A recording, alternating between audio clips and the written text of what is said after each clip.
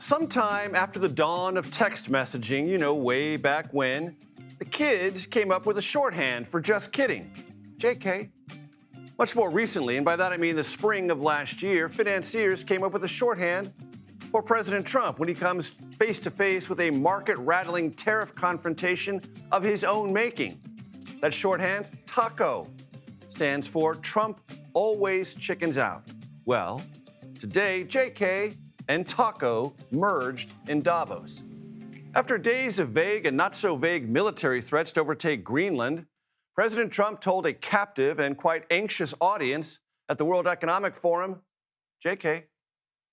I don't have to use force. I don't want to use force. I won't use force. All the United States is asking for is a place called Greenland, where we already had it, as a trustee, but respectfully returned it back to Denmark not long ago after we defeated the Germans, the Japanese, the Italians, and others in World War II. We gave it back to them. We were a powerful force then, but we are a much more powerful force now. Hours later, Trump did the TACO thing on threatened tariffs of 10% and later 25% on the United Kingdom and 7 European countries that sent a small number of troops to Greenland as a sign of resistance to a U.S.-led military takeover. Those threats of tariffs appalled European allies in ways other Trumpian jousting simply had not. To many Europe watchers, this felt like a cleaving in the alliance. Now, there is something approximating calm. There is a framework with NATO. Details on that framework and the future of Greenland, by the way, bring with them all the visibility of a howling blizzard. No one knows what has been agreed to, but Trump said what is being negotiated will improve security forever. Well, we have a concept of a deal. I think it's going to be a very good deal for the United States, also for them. And we're going to work together on something having to do with the Arctic as a whole, but also Greenland, and it has to do with the security, great security, strong security, and other things. Amid this jarring back and forth, a now familiar trading cycle ensued. Yesterday, uncertainty rattled the bond markets and stocks tanked. Today, as the JK and TACO maneuvers materialized, both stabilized. The stock market regained almost all of yesterday's losses, and if you are a nimble short seller, this was a Davos ride to remember. Top Trump administration officials are now tasked with hammering out something with NATO over the future of Greenland. Denmark will have a say, of course, so will Greenlanders. Of course, we should remind ourselves there was always a path for the U.S. to increase security there that did not require threats of a military or economic nature. Amid the JK and TACO theatrics hovering over it all in Davos, the threat of a future unhappy America. They have a choice. You can say yes, and we will be very appreciative, or you can say no, and we will remember. A strong and secure America means a strong NATO. Joining us from Davos, and he has been very hard at work there and is looking quite dapper in his gray jacket, Ed O'Keefe. Ed, catch us up on the day that was. You keep talking about tacos, Major, and I'm getting hungry. This was a bit of a whirlwind, and I think it's going to go down as one of the more chaotic ones because, look, he arrived this morning here in Europe almost exactly on time, despite having issues with Air Force One overnight on his way here.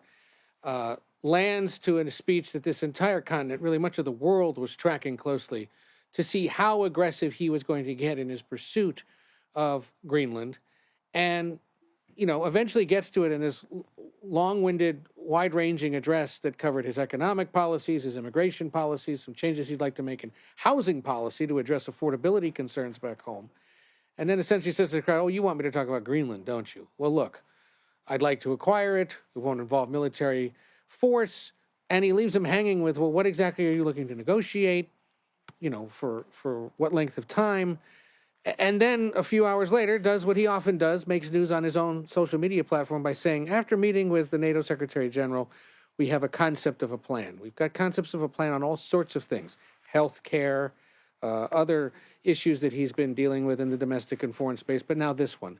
And where we essentially are, Major, it sounds like, is that there may just be a discussion about updating that long-standing agreement you mentioned, that would allow the United States to expand its military presence at Greenland's invitation whenever and however it needs to.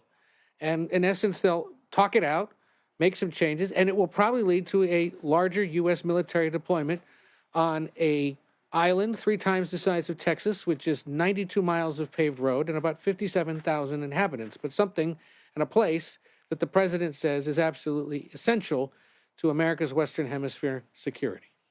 Ed, there are all sorts of interested parties at Davos. One of them you spoke to, North Carolina Republican Senator Thom Tillis. What was his perspective on the Greenland of it all?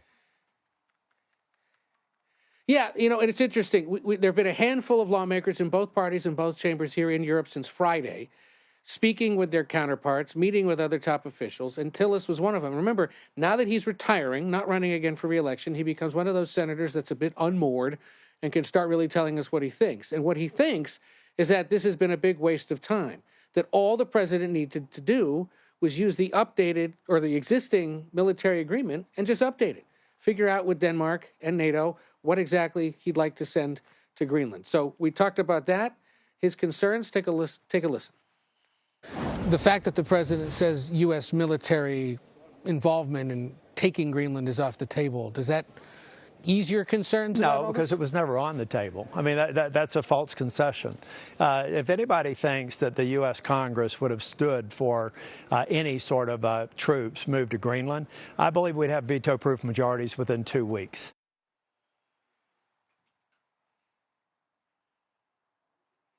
So you see there a reminder that there are a handful of Republicans quite concerned about this who were threatening to work with Democrats to restrict the president's war powers, essentially.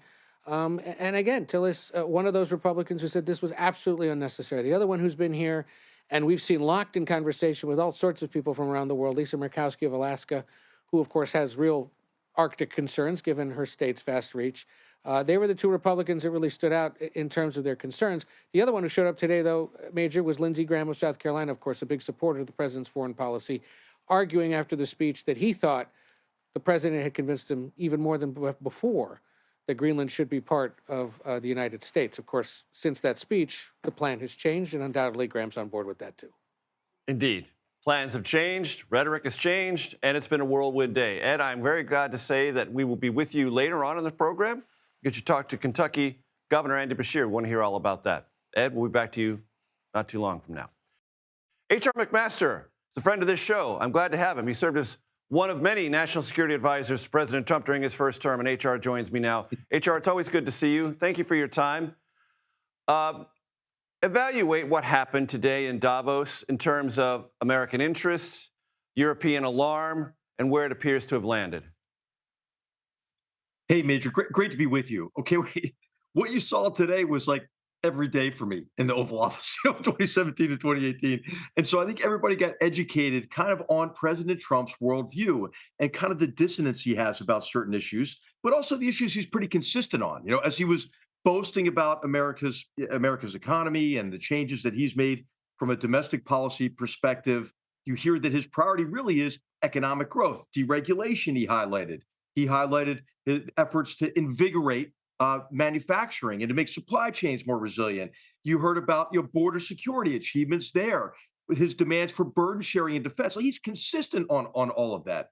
But I think really what you get with President Trump oftentimes is a good objective, what he wants to achieve. Hey, better security in the Arctic. You know, sign us up for that, because China and Russia clearly have designs on dominating the Arctic. Also, Greenland is very important for missile defense, this idea of the Golden Dome. Okay, say sign us up for that. But the problem is always like how he goes about pursuing that objective. And oftentimes, he works against his own objectives in doing so. And so the way to achieve what he wants to achieve is to be a champion for sovereignty, the sovereignty of Denmark, the sovereignty of the Greenlanders. And to come on the side of protecting that sovereignty. But of course, it's an affront to their sovereignty to even suggest that we would take Greenland by force, a territory of a NATO nation, which, by the way, signed up for supporting the United States after 9/11, as all NATO nations agreed to Article 5, the attack on one is attack on all, and Denmark actually took more casualties per capita in Afghanistan, fighting against the enemies of all civilized people, our enemies, jihadist terrorist organizations there in the Taliban, than any other country. So hey, it's always a mixed bag with President Trump. What you got was the boasting, the deep sense of aggrievement. Everybody saw that. But I think what you're going to see oftentimes, as you do with President Trump, is some outlandish statement, and then a walking back of that statement to a more rational approach to accomplish an objective that we all might agree with. HR, I want to pick up on the thread you mentioned about NATO and the post 9/11 world.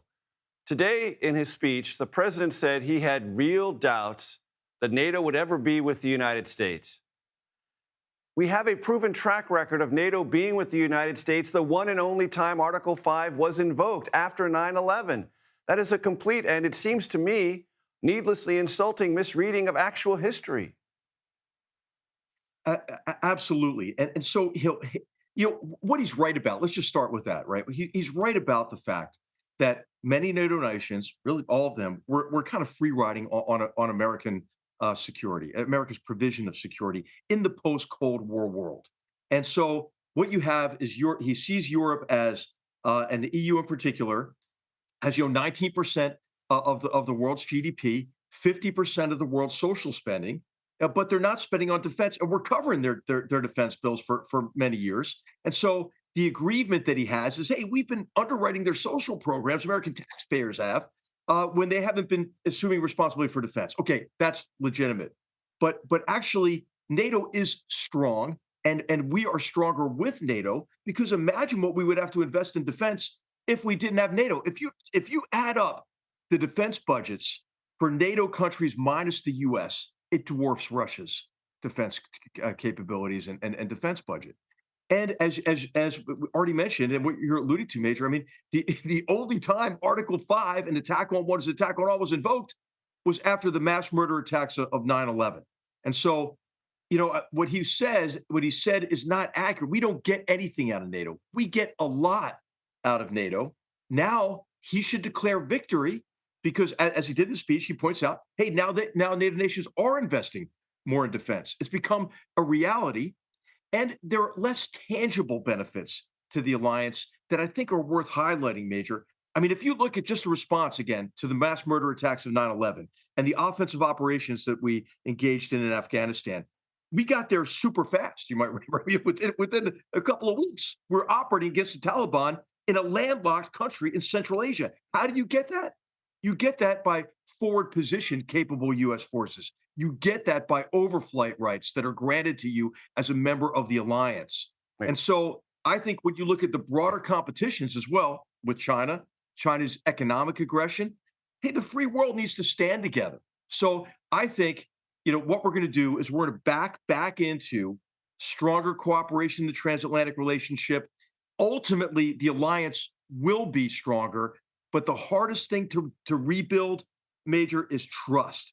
And I think a lot of this rhetoric has eroded, the trust in the transatlantic relationship.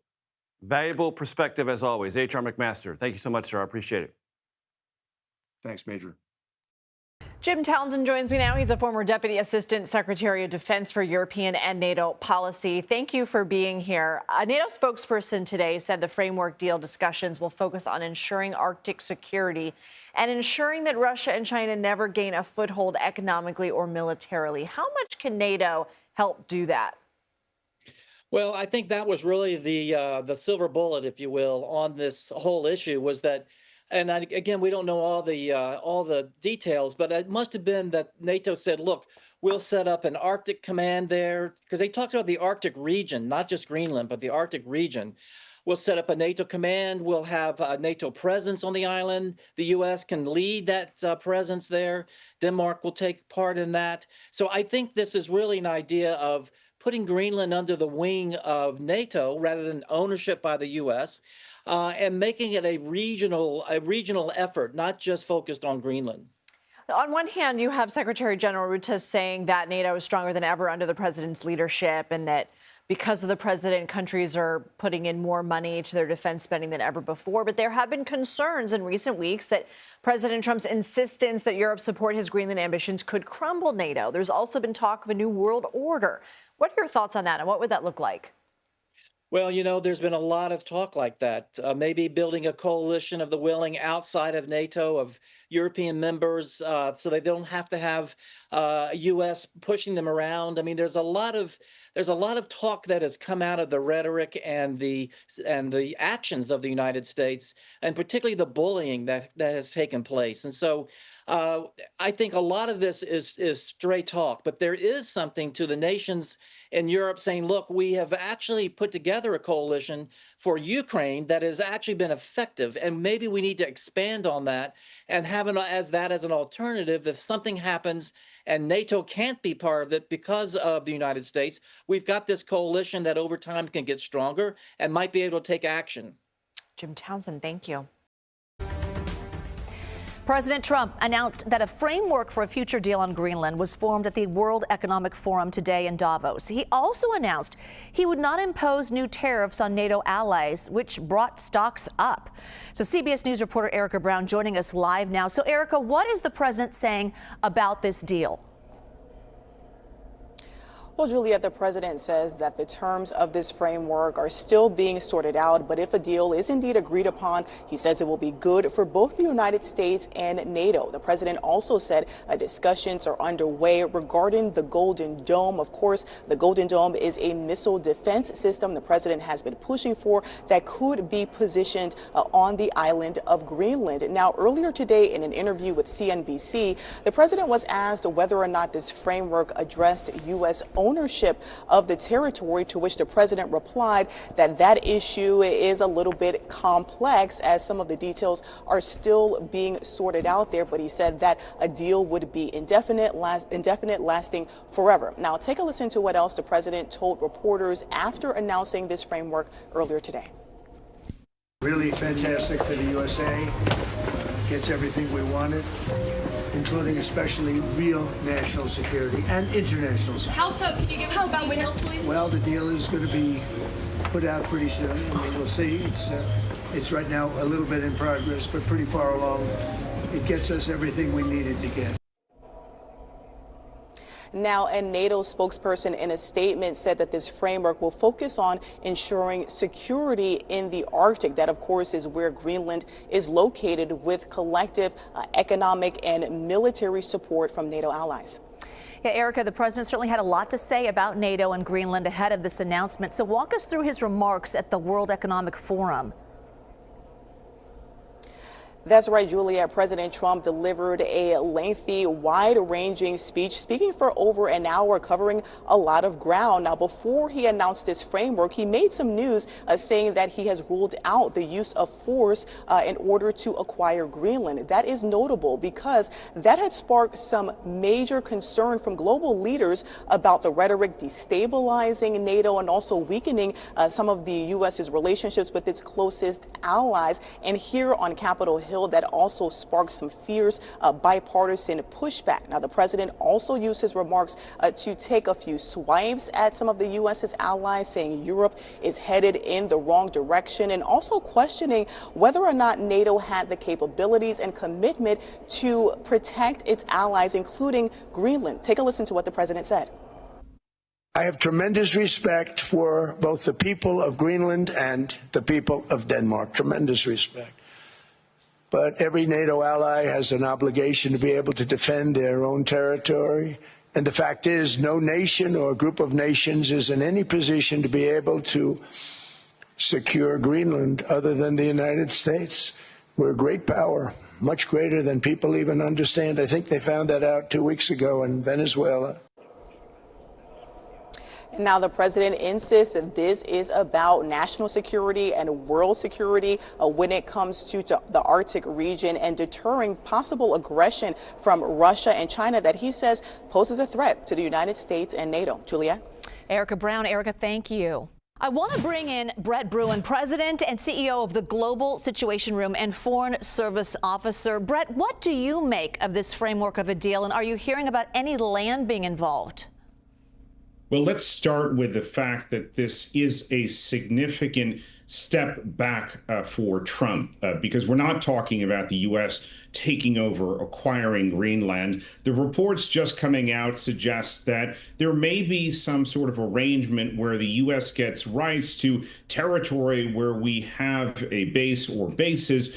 That's quite a different kettle of fish, even Greenland fish, than what the president was pushing for. He said we have to have all of it. We have to secure all of the channels around Greenland. So I think what we have seen, quite frankly, is the president responding to both the pressure from the stock markets, the bond markets, as well as a lot of business leaders here in Europe, as well as in the U.S., saying this is bad for affordability. It's bad for the economy. And ultimately, I think it's going to make us less secure. Brett, NATO Secretary General Mark Rutte said this to President Trump earlier today. There's one thing I heard you say yesterday and today. You were not absolutely sure that the Europeans would come to the rescue of the US if you will be attacked. Let me tell you, they will. And they did in Afghanistan, as you know, for every American who paid the ultimate, for every 2 Americans who paid the ultimate price, there was 1 soldier from another NATO country who did not come back to his family. From the Netherlands, from Denmark, particularly from other countries. So you can be assured, absolutely, if ever the US will be under attack, your allies will be with you. Absolutely, there's an absolute guarantee. I really want to tell you this because it is important. It pains me if you think it is not. And under your leadership, this alliance is stronger than ever. Okay, so those comments from NATO Secretary General. So what do you think happened behind closed doors after these public comments by Rutte? Well, let's start with the fact that Rutte can go farther, a lot farther than national leaders. He doesn't have to run for re-election. He's not part of a party that has to run for legislative elections. So Rutte really is making an effort to try and flatter and appease Trump in a way that other leaders aren't. But also, I think what he has done is found a workaround, found a way where Trump can save face, can hold up something and say, I've managed to secure this deal, this prize. But at the end of the day, damage has been done. The strength of the NATO alliance is certainly strained, if not actually fractured in some ways, because as we've seen, in other instances, Trump comes back to these claims, comes back to this interventionism, this, notion that the U.S. has rights to other foreign territory. So I think there is here in Europe quite a lot of worry that we have not seen the last of Trump's imperial antics. So let's talk about the Board of Peace that Trump is trying to get nations to join. So Israel has agreed to sign on. France, Norway, and Sweden won't accept their invites. So how successful will this be, and could it rival the United Nations? It's just a very bizarre concept. So you have to pay in almost like, a country club membership where, if you pay $1 billion, you get permanent membership in the country club. I've done a lot of peace deals in my time as a diplomat, and you're looking to partners to bring a wide range of skills and backgrounds, but suggesting that somehow their monetary contribution is the only measure of whether or not they would be good participants in a coalition to ensure stability and peace is just rather ridiculous. And I think it's emblematic of the kind of dumb diplomacy that we have seen at times from Trump. Look, the Gaza ceasefire was an important step, but this Gaza, billion-dollar board is just a misfire. Brett Bruen. Brett, thank you.